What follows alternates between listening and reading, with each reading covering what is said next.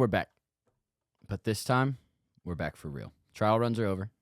If you watched those first 2 episodes, I'm sorry. And if you didn't, don't. This is the Real Episode 101. We are in the midst of one of the greatest NFL seasons ever. And I say one of the greatest in terms of it is a roller coaster of a ride, guys.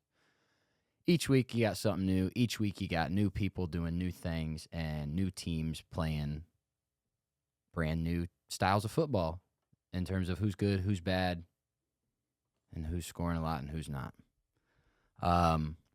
If there's anything I know after 4 weeks of watching the NFL, it's that I don't know ball. I don't know ball. But I'm going to spend this entire podcast trying to prove that I think I know ball. All that matters is we're here now, episode 101. We've had our practice. We're locked in. We're ready to go. I'm Hop Hopkins. I'm your host. Still don't have a name for the podcast. Of you 14 subscribers, if you've got an idea for one, please drop it down in the comments for me. That's way better. I can hear myself way better now.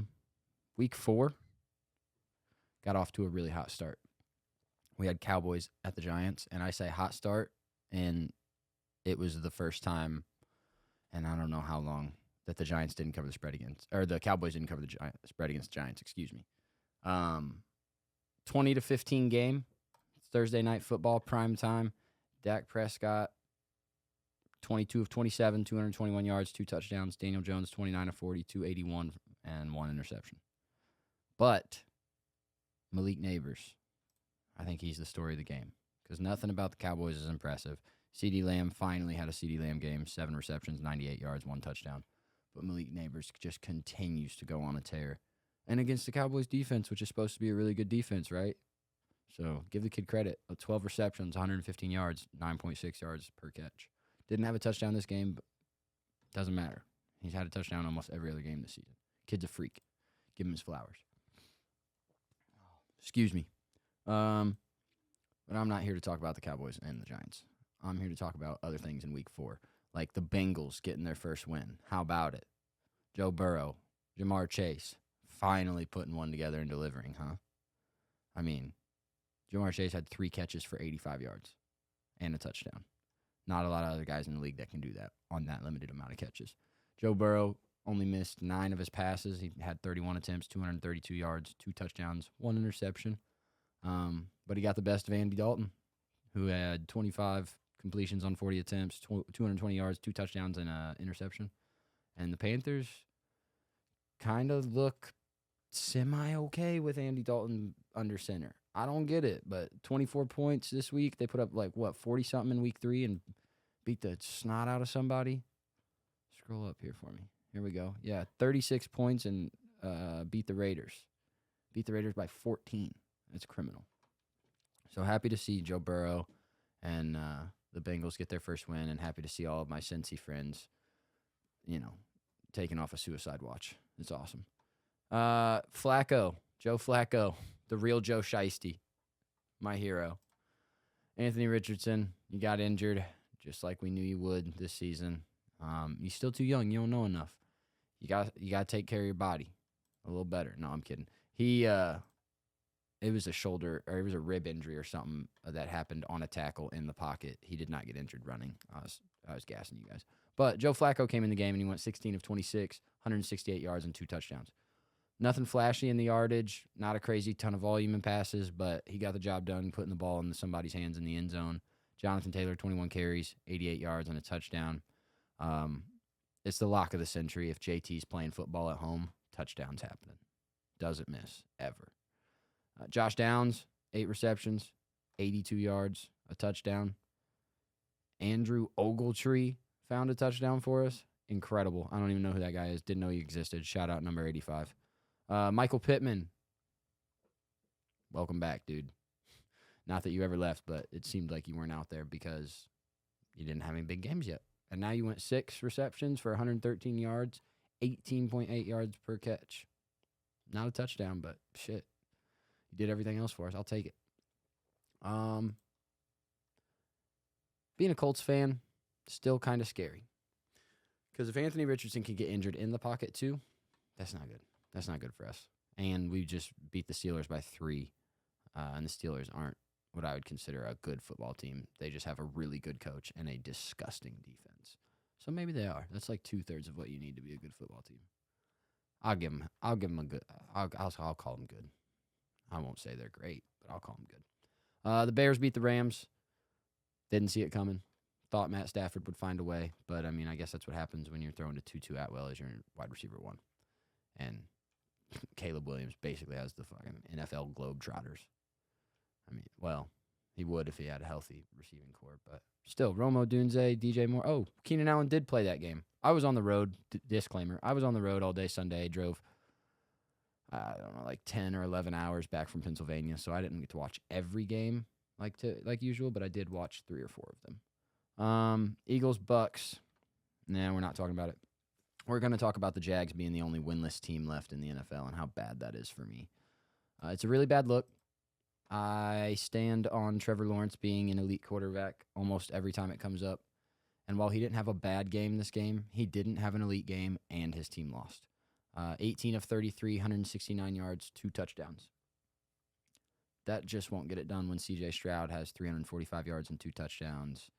Nico Collins has 12 catches, 151 yards. Yeah, this was a brutal game to be a Jags supporter. Brian Thomas, though, doing way better than I thought he would off gates, out of the gates, off rips. I didn't think he'd be a dominant rookie, and he's basically the wide receiver one on that team right now as a rookie, which is awesome. So if Trevor Lawrence can get his act together, they could actually be pretty decent because ETN's great. Christian Kirk is awesome. Brian Thomas Jr. looks like he's going to be phenomenal. And all you're missing is Trevor Lawrence balling out. Can't blame Doug Peterson too much, but I guess, he missed a few coaching calls, but 0-4 isn't all on the coach. Trev, figure it out, please. I'm begging you, dude. I'm begging you. Winless team. Very bad for me. Vikings at Packers. Electric. I was giving Gabe a ton of shit in the group chat, the fantasy group chat, because of my take on the Green Bay Packers and Matt LaFleur being one of the best team and coaches in the league.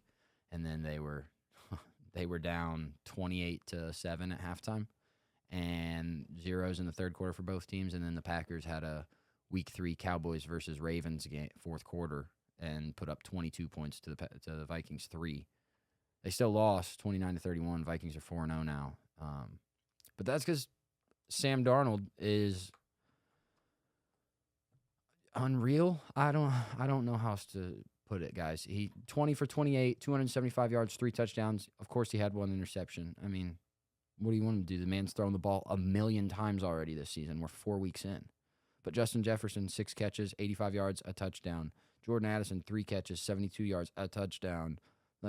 4 catches, 46 yards for Aaron Jones. A catch and 31 yards for Jalen Naylor. The man gets the ball to everybody on the field. They have 5 guys with rushing attempts. 2 of them are receivers. You got 2 running backs, Ty Chandler, Aaron Jones. Sam Darnold had 7 attempts himself. Vikings are a good team. The Vikings are a really good team. I'm scared to play them if I'm on the other side of the field, and they are must-watch TV until further notice. I mean, they put up, 30-plus points in almost every week? Yeah, 31, 34. What'd they do week 2? 23, okay. And then week 28. So, still, they're putting up at least 3 touchdowns a week. Must-see TV. Book it. Moving on. Bills at Ravens was boring. Those are my notes. It was a very boring game. Very disappointing game. I thought Josh Allen was going to come out and be the Josh Allen that he'd been through weeks 1, 2, and 3. 16 completions on 29 attempts, 180 yards. Didn't have an interception, but didn't throw for any touchdowns. And didn't even crack 200. I mean, hey, Producer P, hop on the net and figure out how long it's been since Josh Allen has thrown for under 200 yards, excluding this week. And then how many times in his career?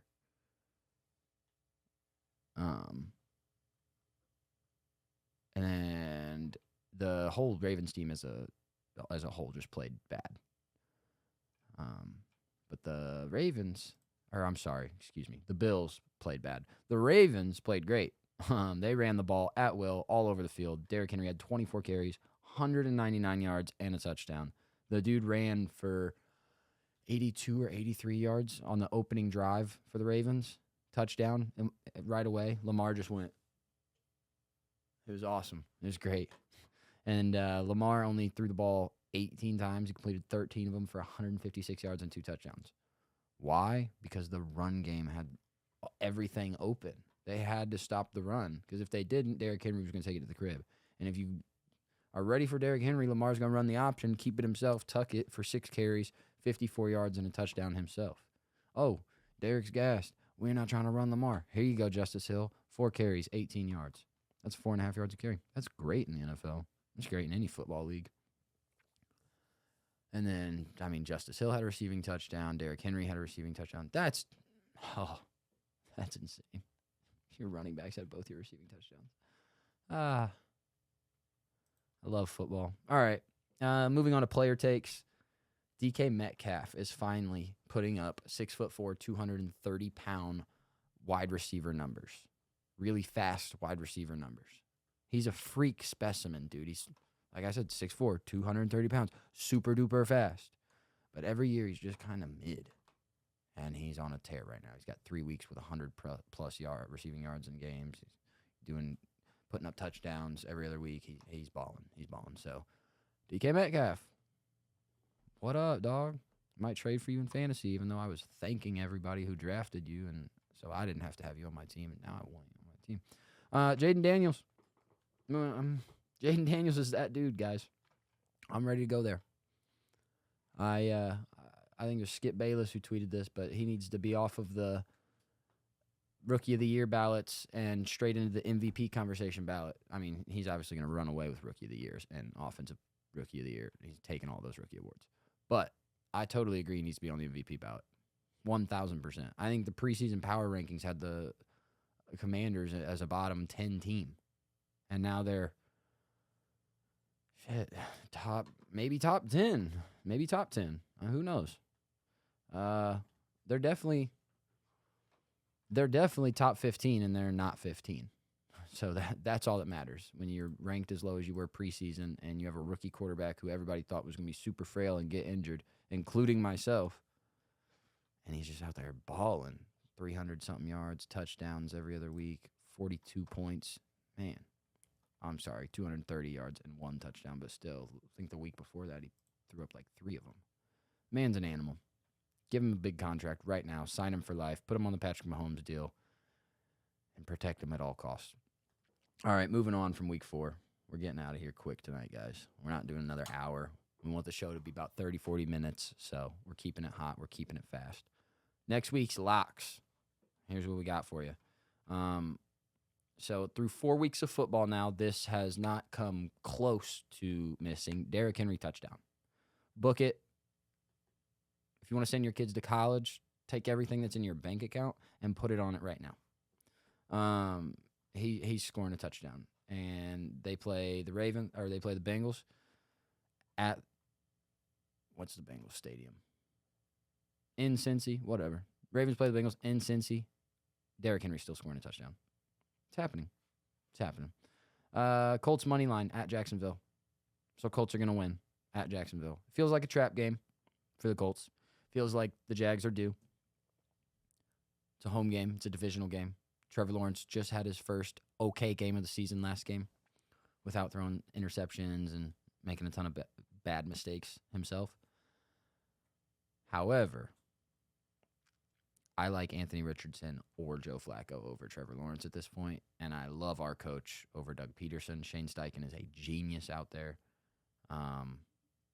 And I don't think we're going to go lose that to the Jags. The Colts have been playing a little too well this season. They've been putting up too many points in each game. They put up 27 on the Steelers defense. They put up 21 on the Bears in a game where Anthony Richardson played terrible and tried to hand the game away. The Packers held them to 10 in week 2, but we're not going to talk about that. And then they put up 27 on the Texans. So the only other divisional opponent they've played, they put up 27 points on, whatever I just said. 27. So your 4 touchdowns on the best team in the division. I like him against the Jags this week. Like him a lot. What we got? Saints at Chiefs. All right. So this one has a billion outcomes, but there's only one of 3 ways that this goes down. Right? Everything in the universe has a billion outcomes. Sure. Cool. Not here to talk about math with you guys. I'm here to tell you the Chiefs, Saints This is in Arrowhead, by the way. Has 3 outcomes that could possibly come true, and one of them is certain to come true. I don't know which one, though. Chiefs by 20 or more.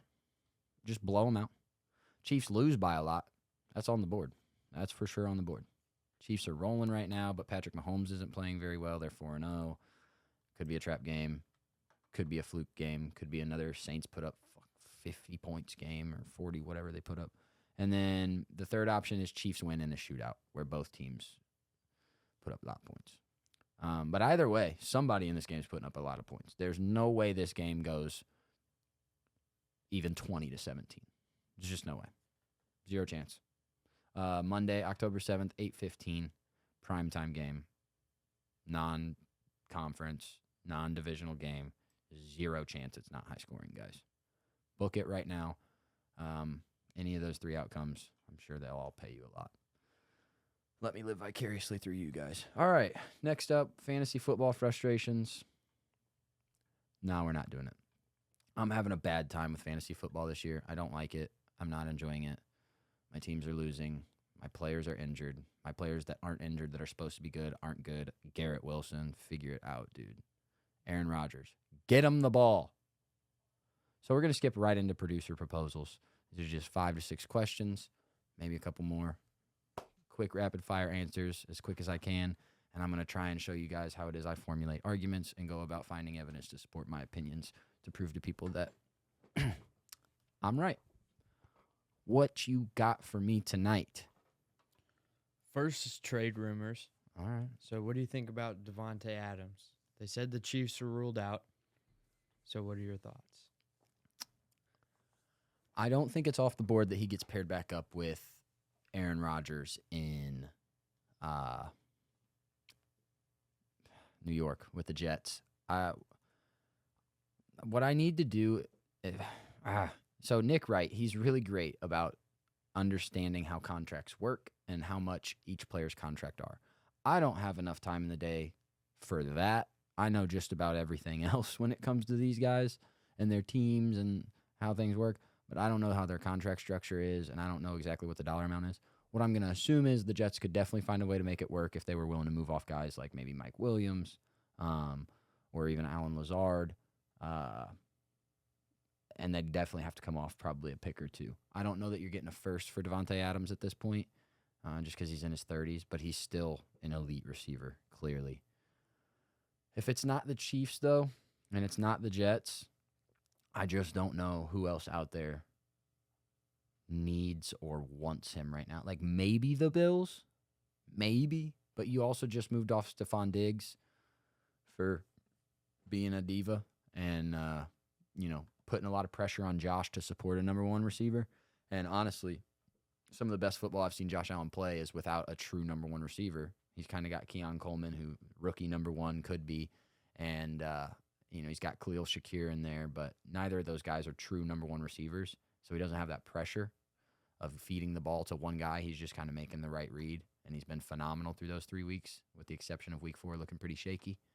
So I don't know where Devontae Adams goes if it's not the Chiefs or the Jets. I haven't heard anybody else express a ton of interest for him. But one more note on Nick Wright. He made a point this morning on his podcast, What's Right, live on YouTube every Tuesday, Thursday. Check it out. It's great. He made a point that the Chiefs would maybe be interested in Amari Cooper, especially with how bad the Browns have been playing, and I really like that idea. I think Amari Cooper's great. He's a year or 2 younger than Devontae Adams, and his contract's got to be super simple to work out. I mean, the Browns basically got him for like a 4th-round pick from the Cowboys, which might be one of the craziest trades ever. So, yeah, Devontae Adams, if not the Chiefs, the Jets, if not the Jets, maybe the Bills. Outside of that, I got nothing. I don't know. I don't know who. That's my take. On to the next, for sure. So what do you, taking a little left turn, All right. what do you think about the Vikings and the Jets playing in London? Do you like the NFL going to different countries and stuff like that? Oh, yeah. I love it. So last year they did something that was really cool, and they did a live stream version, but it was an animated live stream, and it was in Andy's room. It was the Toy Story. Did you watch it with the big bobblehead guys? I remember that. Yeah, it was very cool. I watched it the morning during one of my morning shifts when I was working at the tap. I was opening the bar and I had that on my phone. And my manager walked by and made fun of me for watching cartoons, and I was like, "That's an NFL game." So I like that they go overseas, and I like that they try to do funky things with it like that. The animated live stream was a little laggy though last year, so I'd probably just watch the normal stream.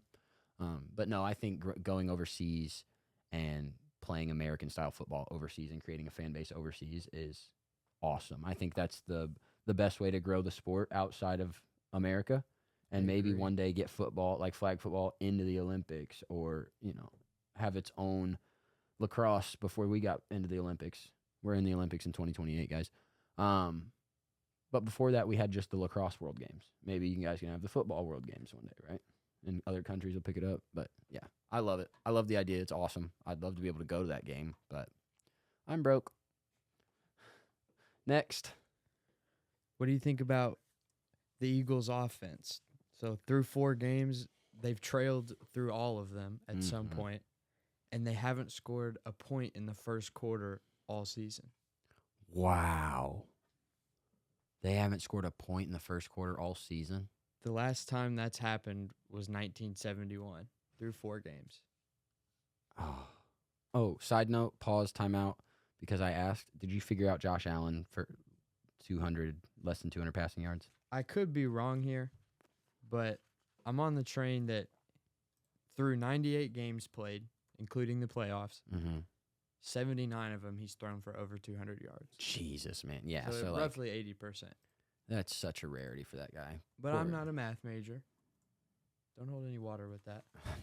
200 yards. Okay, so back to the question at hand. Sorry, audience.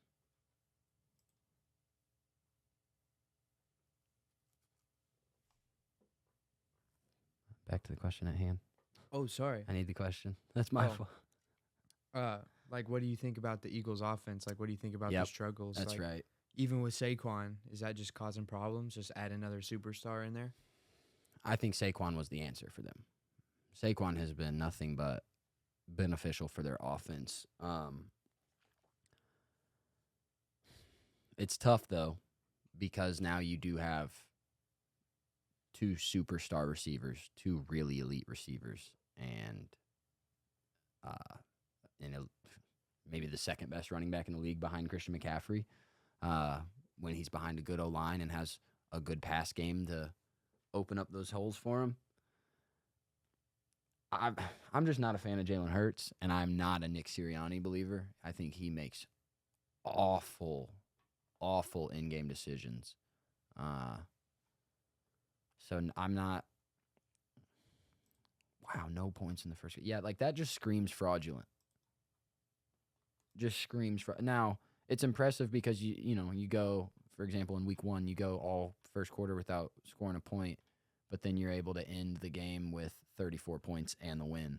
So there's clearly something that they're able to do right, but I think a lot of that is attributed to Saquon Barkley this year because A.J. Brown's been out and missed some games, and Jalen Hurts hasn't really been the Jalen Hurts of 2022 when he took them to the Super Bowl and was the best player on the field in that Super Bowl against the Chiefs. Jalen Hurts has been downhill ever since that game. 15-12 win over the Saints. They're 2-2, right? Yeah, and they just got blown out by the Bucs. The Bucs just did whatever they wanted to them. So, yeah, I'm not a believer in the Eagles. Not a fan of their offense because they're led by Nick Sirianni and Jalen Hurts. That's my take. On to the next. You know it. We're hopping on the struggle bus. Oh boy. Please The don't talk about Titans and Will Levis. Oh, okay. All right. I like this. Titans are what? 0-4? Mm-hmm. 1-3. Oh, yeah. Jags are the only. I'm a win little this bit season. behind. No, you're good. They finally got their win. They beat the Dolphins 31-12. Yeah, but he obviously hasn't been any help. Mm-mm. Mason Rudolph is in the picture. According to their head coach, there's no quarterback controversy. There's nothing there. But what are your thoughts on it? They were led by the ground game. Tony Pollard had a touchdown on the ground. Tyjae Spears had a touchdown on the ground. Shout out Nick Folk, 17 of their 31 points, I believe. So I think Will Levis is a super poor man's version of Anthony Richardson. In the sense that, yeah, you got a hose, dude. You can air that thing out up and down the field. Can you do it accurately? Can you do it consistently? No. And you can't run. That's tough. And you got, I mean, the Titans are just, the Titans are so cooked, dude. They've got two 30-year-old receivers. DeAndre Hopkins is actually like 32 probably now. You got Tony Pollard as a running back. Tyler Boyd is your wide receiver 3. Yikes. Treylon Burks, bust. Tony Pollard and Tyjae Spears is your backfield. I don't know if either of them have cracked 100 yards yet this game or this year. Maybe not even 90 yards this year. I haven't really watched a lot of the Titans closely. I've just kind of caught recaps, caught highlights, and see them on Red Zone. But they don't. I mean, you beat the Dolphins, but, dude, the Dolphins are in shambles because of the whole Tua situation, right? You got Tyler Huntley throwing the ball. I mean, he got outplayed by, well, he didn't really get outplayed by Mason Rudolph. Kind of the same thing. Both threw the ball less than 25 times, and both threw for under 100 yards in 4 quarters of football. But throwing the ball less than 100 yards and putting up 31 points is promising. Again, the Dolphins are in shambles, right? So I'm just... tank your season. There should be quarterback controversy, and you should be tanking your season, and you should be hoping you're getting your hands on the next best thing. Do you think moving off Malik Willis was a bad idea? No, I just think Matt LaFleur is that good of a coach. I don't think Malik Willis is anybody's answer. I think he's just a solid enough backup when you have that kind of coach. Next. Staying on the struggle bus. The Chiefs receiver struggles. Yeah. Signed Hollywood Brown in free agency. Mm-hmm. Traded up to grab Xavier Worthy from Texas. Mm-hmm. And then 4 weeks in, all those plans have gone up in shambles. Flames. House is burning, right? Yep. Hollywood Brown. He's not played a snap yet. Shoulder injury. Out until at least the playoffs, they're hoping, if they make it that far. Right now, they're looking pretty hot, even with the struggles. Rashee Rice, torn ACL. Yep. Probably the season. I mean, got to be the season. Yep. And, I mean, with Devontae Adams supposedly out of the question, like, where do you think their heads are at?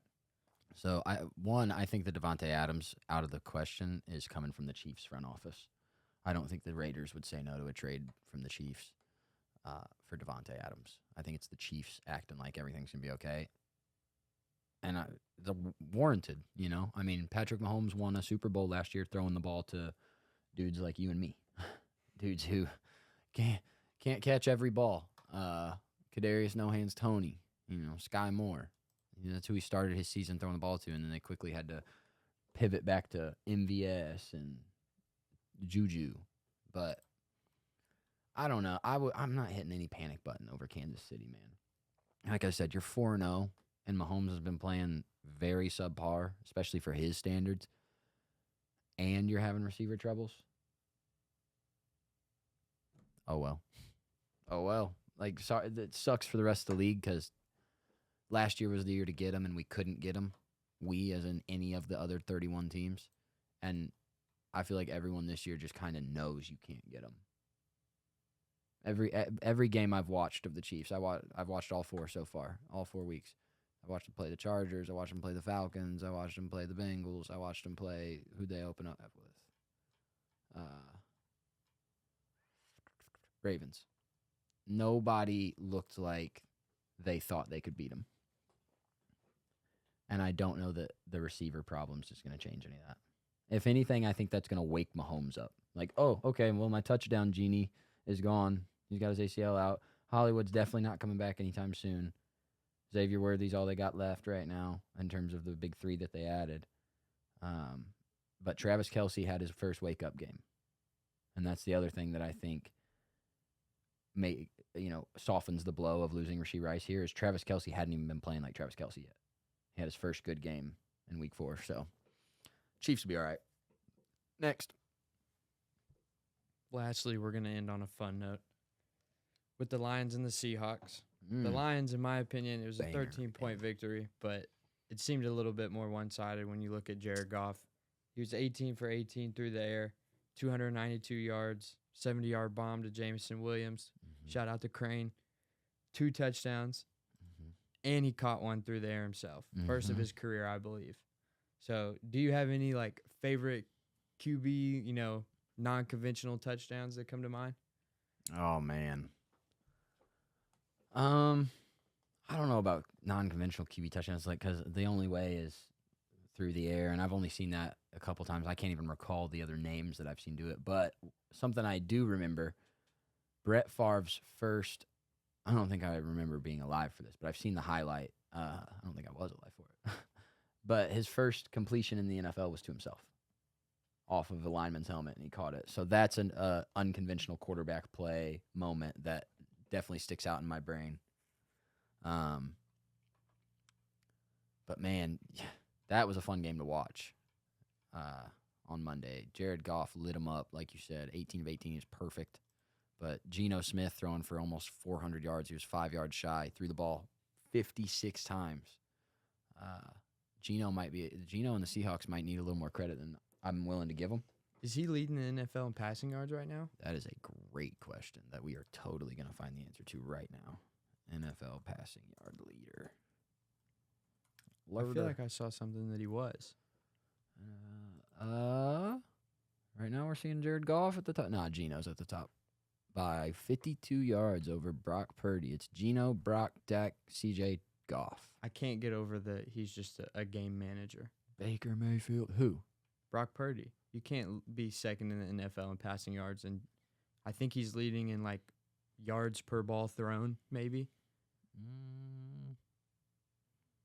Maybe. That's a crazy stat. It's a deep cut. Yards per ball thrown. Yeah, this is just NFL.com. They don't go crazy in depth with analytics. You got to go to like Pro Sports Reference or something, which is a great website, super valid, super reliable. Please use it if you're ever trying to formulate arguments.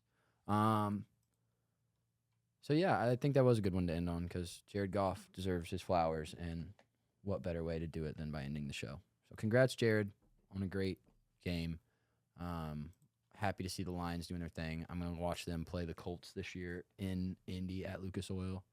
Going with my two bosses, Angelo, shout out the homie, and Ashley Birchmeyer, shout out the gangster.